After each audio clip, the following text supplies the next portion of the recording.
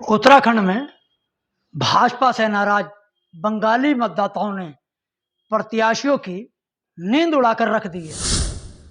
ये बंगाली मतदाता प्रदेश के मुख्यमंत्री पुष्कर सिंह धामी के कारण जो है, उनकी गतिविधियों के कारण, उनकी अनदेखी के कारण नाराज हुआ है और उसका खामियाजा अब भाजपा के प्रत्याशियों को भुगतना पड़ रहा है।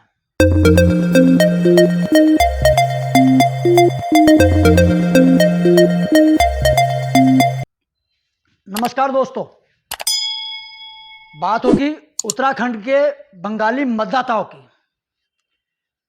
उत्तराखंड में 5 वर्ष से भारतीय जनता पार्टी की सरकार है और भारतीय जनता पार्टी ने इस सरकार में 5 वर्षों के कार्यकाल में बंगाली समुदाय से जुड़े किसी व्यक्ति को प्रदेश में कोई नेतृत्व नहीं दिया है। मतलब कह दिया जाए, कोई मंत्री पद के लायक किसी को नहीं समझा। इसका एक जनपद है उधम सिंह नगर उत्तराखंड का। उस जनपद की 8 सीटों पर बंगाली मतदाता है। वहीं नैनीताल जनपद की लालकुआं और हल्द्वानी सीट पर बंगाली मतदाता है। देखा जाए तो हम बात शुरू करते हैं उधम सिंह नगर जनपद की। उधम सिंह नगर जनपद की काशीपुर विधानसभा पर लगभग 5000 बंगाली मतदाता है। वहीं पर जसपुर में 1000 हैं, खटीमा में 10 से 15,000 हैं, गदरपुर में 25,000 हैं, सितारगंज विधानसभा में 35,000 हैं, लालकुआं में भी 10 से 15,000 हैं, हल्द्वानी में 5,000 हैं, बाजपुर में भी 5,000 लगभग हैं और वहीं किच्छा में भी 5 से 8,000 हैं। लेकिन एक विधानसभा ऐसी है रुद्रपुर, इस सीट पर लगभग 50,000 बंगाली मतदाता हैं। माना जाता है कि रुद्रपुर, गदरपुर और सितारगंज में से एक सीट पर बंगाली व्यक्ति को राजनीतिक पार्टियां टिकट देती हैं। लेकिन भारतीय जनता पार्टी ने 2022 के चुनाव में किसी बंगाली व्यक्ति को टिकट नहीं दिया, जबकि कांग्रेस ने गदरपुर विधानसभा पर प्रेमानंद महाजन को टिकट दिया है, जो बंगाली समुदाय से आते हैं। 5 वर्ष तक प्रदेश में भाजपा की सरकार ने बंगाली समुदाय के व्यक्ति को शासन में, सरकार में कोई प्रतिनिधित्व नहीं दिया। किसी बोर्ड का अध्यक्ष या कोई विभाग का अध्यक्ष या कैबिनेट का दर्जा या राज्य मंत्री का दर्जा, बिल्कुल उससे नकारा रखा। आपको यहाँ बताते हैं कि बंगाली मतदाता ने 2012 के चुनाव में उत्तराखंड के, 2017 के चुनाव में, 2014 के लोकसभा चुनाव में, 2019 के लोकसभा चुनाव में लगभग 70% से ज़्यादा भाजपा के पक्ष में मतदान किया था। भारतीय जनता पार्टी के पक्ष में एक बड़ा वोट बैंक, जो ऐसा माना जाता था कि ये भारतीय जनता पार्टी का पक्का वोट बैंक है, लेकिन 2022 में कुछ परिस्थितियां बदल गई। परिस्थितियां बदलने का मुख्य, जो अगर इसको दोषी माना जाए, तो उत्तराखंड के वर्तमान मुख्यमंत्री पुष्कर सिंह धामी हैं। पुष्कर सिंह धामी रुद्रपुर में एक सामूहिक विवाह कार्यक्रम में आते हैं और भारतीय जनता पार्टी के पूर्व जिलाध्यक्ष उत्तम दत्ता के आवास पर भोजन ग्रहण का कार्यक्रम देते हैं दोपहर का। लेकिन पुष्कर सिंह धामी सामूहिक विवाह कार्यक्रम में तो भाग लेते हैं, उसके बाद वह उत्तम दत्ता के आवास पर नहीं जाते। इसके बाद राजनीतिक खेल शुरू होता है। उत्तम दत्ता के आवास पर मौजूद बंगाली समुदाय के लोगों ने मुख्यमंत्री का विरोध करना शुरू कर दिया और इस पूरे प्रकरण में भारतीय जनता पार्टी के जिलाध्यक्ष शिव अरोड़ा को दोषी माना गया और शिव अरोड़ा पर आरोप लगाया गया कि शिव अरोड़ा ने ही मुख्यमंत्री को उत्तम दत्ता के आवास पर नहीं जाने दिया, जिसके साथ जो विरोध हुआ। और पहले उस विरोध का, उस दौरान का एक वीडियो है जिसमें भारतीय जनता पार्टी के पक्ष के लोग बंगाली समुदाय के लोगों को मनाने का प्रयास कर रहे हैं। आप उसको देखिए।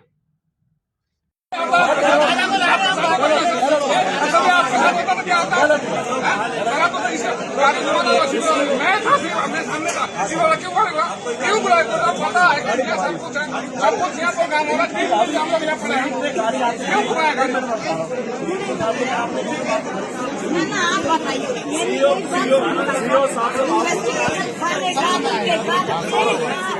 देख सकते हैं महिलाओं का गुस्सा साफ नजर आ रहा है। ये चल रहा है, इसके बाद जो है ये घटना घटी है, इतने लोग लोग की कोई भावनाएं नहीं आज नहीं, हमको किसी से कोई शिकायत नहीं है, हमको किसी से कोई शिकायत नहीं है, लेकिन ये संदेश अपने आप ही जाएगा हमको बोलने। आपने देखा कि बंगाली समुदाय के लोग भाजपा के नेताओं के साथ जमकर नोकझोंक कर रहे हैं और अपना विरोध जता रहे हैं। ये सब खेल इसलिए खेला गया कि उत्तम दत्ता भी टिकट के दावेदार थे। अगर मुख्यमंत्री पुष्कर सिंह धामी उनके आवास पर चले जाते और वहाँ 2-4-5 हज़ार लोगों की भीड़ होती तो शायद जो टिकट आज शिव अरोड़ा को मिला है वो टिकट उत्तम दत्ता को मिलता और उत्तम दत्ता चुनाव मैदान में हो रहे होते। बंगाली समुदाय की नाराजगी इसी बात से बढ़ती चली गई कि एक तो 5 साल में उनकी अनदेखी की गई और दूसरा जब टिकट की बारी आई तो उसमें भी उनको नेगलेक्ट कर दिया गया, दरकिनार कर दिया गया। तो बंगाली समुदाय आज पूरी तरीके से भारतीय जनता पार्टी के लिए एक चिंता का विषय बना हुआ है। इन वोटों को साधने के लिए राजनीतिक षड्यंत्र रचने शुरू हो गए हैं। गत दिवस ग्राम सुंदरपुर में एक घटना घटित हो जाती है। निर्दलीय प्रत्याशी राजकुमार ठुकराल हैं जो पहले भाजपा में थे, उनका टिकट कटा तो निर्दलीय चुनाव लड़ रहे हैं। उन पर आरोप लगाया गया कि उनके समर्थकों के द्वारा, ठुकराल के समर्थकों के द्वारा जो है भारतीय जनता पार्टी के प्रत्याशी के समर्थक से मारपीट की गई। वहीं सह प्रभारी लोकेश चटर्जी के साथ भी अवैध व्यवहार किया गया, जिसका मुकदमा भी दर्ज करा दिया गया है। राजकुमार ठुकराल ने इस पूरे प्रकरण को एक षड्यंत्र बताया है। अभी ये षड्यंत्र चल रहा था, ये षड्यंत्र का खेल हो रहा है। षड्यंत्र या घटना सही में घटित हुई है, पुलिस उसकी जांच भी कर रही है। लेकिन इसी के साथ साथ भारतीय जनता पार्टी का प्रत्याशी ने सुंदरपुर में धरना भी दिया सह प्रभारी के साथ और वहां पर निर्दलीय प्रत्याशी राजकुमार ठुकराल के खिलाफ जमकर आग भी उगली। उनको यहां तक कह दिया कि राजकुमार ठुकराल भारतीय जनता पार्टी की को अपनी मां कहते थे और राजकुमार ठुकराल ने मां की पीठ में चुनाव लड़कर पीठ में छुरा घोंपने का काम किया है। ये सब घटनाक्रम चल ही रहे थे कि इसी के साथ साथ आज एक वीडियो और वायरल हो जाता है। भारतीय जनता पार्टी के प्रत्याशी शिव अरोड़ा जो हैं वो वोट मांगते हैं और उनके समर्थक वोट के साथ जिस महिला से वोट मांग रहे हैं और आशीर्वाद ले रहे हैं और उनके समर्थक उस महिला को एक छोटी सी धनराशि दे रहे हैं। आप उस वीडियो को भी देखिए कि वो शुल्क जो है दान के रूप में है या वोट लेने के रूप में है।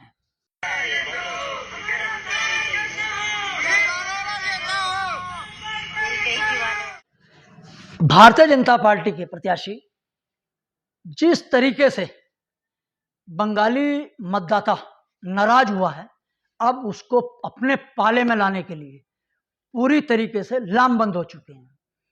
तरह तरह के खेल खेले जा रहे हैं और बंगाली मतदाता ऐसा नहीं है कि रुद्रपुर विधानसभा में नाराज हुआ है, वह सितारगंज में भी नाराज है, वह खटीमा में भी नाराज है, वो किच्छा में भी नाराज है, वो गदरपुर में भी नाराज है, मतलब कहा जाए तो लाल कुआं में भी नाराज है और हल्द्वानी में भी नाराज है।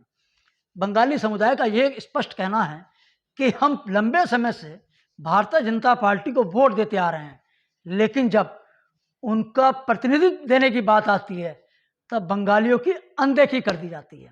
अब बंगालियों की समझ में, मतदाताओं की समझ में बहुत देर से आया है कि उनकी अनदेखी उनको एक कह दिया जाए कि अपनी जेब का वोट समझ लिया गया है। मध्य प्रदेश में एक भाजपा के नेता ने कहा था कि बनिया वोट मेरी एक जेब में है और ब्राह्मण वोट मेरी दूसरी जेब में। उसी तरीके से उत्तराखंड में भाजपा के नेता कहते हैं कि बंगाली वोट तो हमारी जेब में है, हम इसको ये कहीं जा ही नहीं सकता। लेकिन 2022 के चुनाव में वो छिटक गया है।